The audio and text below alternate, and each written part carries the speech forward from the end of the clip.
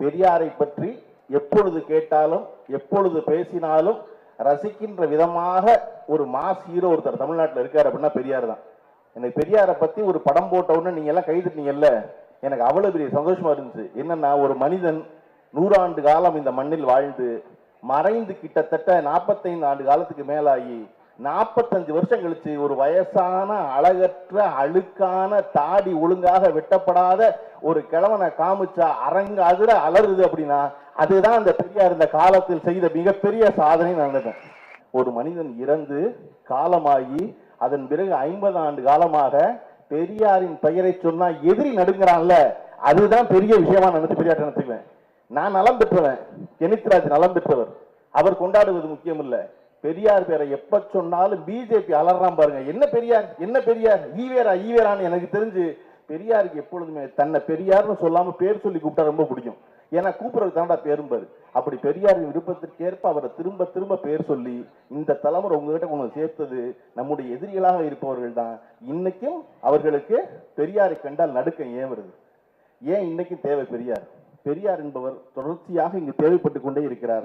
அப்படிங்கிற முக்கியமான, அதை விட முக்கியமான காரணம், பெரியார் என்பவர் சாமி கும்பிடாதுன்னு சொன்னவர் இல்லை.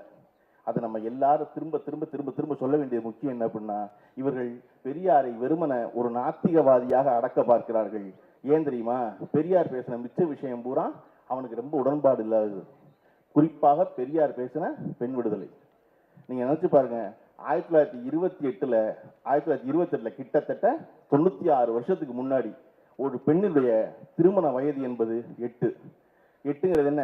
அதிகபட்சம், குறைஞ்சபட்சம் 3, அதிகபட்சம் 8. அந்த வயது இருக்கும் பொழுது 1928 பெரியார் சொல்றாரு, 21 வயசுக்கு முன்னாடி பொம்பளை பிள்ளை கல்யாணம் பண்ணக்கூடாது, ஒரு பெண்ணை ஒரு பொழுதும் வீட்டுக்குள் முடக்கிவிடக் கூடாது என்ற சிந்தனை பெரியாரிடமிருந்து அண்ணாவுக்கும் அண்ணாவிடமிருந்து கலைஞருக்கும் வந்ததனால் அதன் தொடர்ச்சியாகத்தான் இன்னைக்கு மொத்த இந்தியாவிலும் இல்லாதபடி தமிழ்நாட்டில் திரும்ப திரும்ப பெண் பிள்ளைகள் படித்தா பணம் கொடுக்குறோம்னு முதல்ல ஆரம்பிச்சது திரு முத்துவேல் கருணாநிதி ஸ்டாலின். ஒரு தொடர்ச்சி எதுனா பெரியாரின் தொடர்ச்சி. அதனாலதான் இங்க படிச்சிருக்கேன்னு சொல்லியிருக்காங்க. இன்னைக்கு நான் போற இடத்துல சொல்றேன், நீங்க எல்லாரும் பெரியார் சொன்ன மாதிரி 21 வயசுல கல்யாணம் பண்ணிடுவாங்க, 30-32 வயசு கல்யாணம் பண்ணிக்கலாம். ஒன்றும் அவசரம் இல்லை. கல்யாணத்துக்கு என்னென்ன பொறுத்த ஒன்றும் அவசரம் இல்லை. நம்ம இன்னும் ஓட வேண்டியதும் கடக்க வேண்டியதும் பெற வேண்டிய விருதுகளும் பதக்கங்களும் 100 இருக்கு நமக்கு முன்னாடி. அதையெல்லாம் செஞ்சு அப்புறம் பண்ணிக்கலாம். நம்ம திரும்ப திரும்ப மீண்டும் மீண்டும் ஏன் பெரியாரை ஞாபகம் வச்சுக்கிட்டே இருக்கணும், ஏன் செஞ்சுக்கிட்டே இருக்கணும் அப்படி சொன்னா, பெரியார் என்பவர் இந்த தேசத்தில் எப்பொழுதெல்லாம் விஞ்ஞான வளர்ச்சி விஞ்ஞான மாற்றம் அது ஏற்பட்டதோ அதையெல்லாம் உடனே பயணித்த ஒரு ஆள். நீங்க வயசாக என்ன செய்வாங்க வீட்டில்? நீங்க வீட்டில் பாட்டிகிட்ட கொண்டு ஆண்ட்ராய்டு போனை கொடுத்தீங்கன்னா, இதுல யாரு பேசுறா பாரு, இதை யாரு செய்யறா சொல்லு, இதை எப்படி பண்றது கேளு அப்படின்னு விஞ்ஞான வளர்ச்சியை விட்டு விலகி நிற்பார்கள் வயதானவர்கள். நமக்கு தான் பையன் வந்துட்டான், பேத்தி வந்துட்டாலே, பேத்தி செஞ்சு கொடுப்பாள்ல அப்படின்னு சொல்லுவாங்கல்ல. ஆனா பெரியார் அவர்கள் முதல்ல சென்னைக்கு கம்ப்யூட்டர் வருது, மெட்ராஸ் ஐஐடிக்கு. அப்ப கம்ப்யூட்டர் என்பது ஒரு அறையின் அளவு இருக்கும், அந்த அறையின் அளவுக்கு வருது. பெரியார் அவர்கள் 1969 வச்சு அந்த கம்ப்யூட்டர் 69 பெரியார் சக்கர நாற்காலிக்கு வந்துட்டாரு.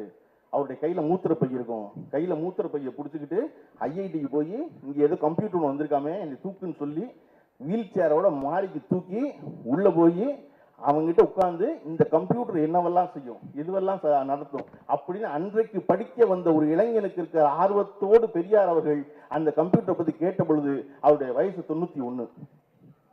91 வயசுல இன்னைக்கு நடந்திருக்கு, ஒரு விஞ்ஞான மாற்றம் வந்திருக்கு. நம்ம சொல்றோம் கம்பி இல்லாம பேச முடியும், கம்பி இல்லாம பேசுற ஒரு சாதனம் வந்திருக்கு, அதை செய்யறாங்க. அதை பத்தி தொடர்ச்சியாக அப்டேட் பண்ணிக்கிறது இருக்குல்ல, அதுதான் பெரியாருடைய பெரிய சாதனை. பள்ளிக்கூடத்தில் 5 வயதில் சேர்க்கப்பட்டார்கள் பிள்ளைகள். 1வது தான் பிள்ளை கூட சேர்ப்பாங்க, பாலர் பள்ளி கிடையாது. பெரியார் அவர்கள் தான் முதல்ல இந்த நாட்டில் பெண் குழந்தைகளை பார்த்துக் கொள்ளும் சுமையிலிருந்து விடுதலை பெற வேண்டும் என்றால் பிள்ளைகளை 5 வயதில் பள்ளிக்கூடத்தில் சேர்க்கக்கூடாது, 3 வயதிலேயே சேர்க்க வேண்டும் சொல்லி குடியரசுல 3 வயசுல புள்ள சேர வேண்டிய அவசியம் என்னன்னு 3 பக்கத்துக்கு அறிக்கை தயார் பண்ணி அதை முதலில் இந்தியாவில் சிந்தித்த முதல் தலைவன் யாருன்னா பெரியார் தான் சிந்திச்சாரு. பிள்ளைகளை கொண்டு பள்ளிக்கூடத்தில் விட்டுருக்கேன், அந்த அம்மா ஃப்ரீ ஆகட்டும் முதல்ல அப்படின்னு.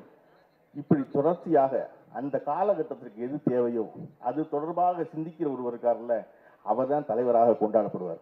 ஏன் பெரியார் இன்றும் தேவைன்னு இருக்குல்ல, அந்த தளபதி நேற்று மாலையை தூக்கிட்டு போனாது பாருங்க பெரியாருக்கு. நான் பெரியாருக்கு போட்டானும்னு. தமிழ்நாட்டில் அரசியல் என்பது பெரியார மறுதளிச்ச ஒரு அரசியல் இருக்கவே முடியாத உதாரணம் தான் விஜய் அவர்கள் இந்த மாலையை தூக்கிட்டு போனது. தமிழ்நாட்டில் இந்த 10 ஆண்டு காலத்தில் பல நடிகர்கள் அரசியலுக்கு வருவதாக பேசிக்கொண்டே இருக்கிறார்கள். பேசியவர்கள் எல்லோரும் எது திராவிட அரசியலோ அதுக்கு மாற்று அரசியல் பேசியிருக்காங்க, ஆன்மீக அரசியல் பேசியிருக்காங்க, மைய அரசியல் பேசியிருக்காங்க. அவர்களெல்லாம் காலாவதியாகி போனதனால் தமிழ்நாட்டில் அரசியல்னா பெரியாரை கும்பிட்டு ஆரம்பிப்பதுதான் அரசியல் புரிஞ்சதுனால தான் இதுக்கு மாலையோட கிளம்பி வந்தது. உடனுக்குடன் செய்திகளை தெரிந்து கொள்ள சன் நியூஸ் பெல் ஐகானை கிளிக் பண்ணுங்க.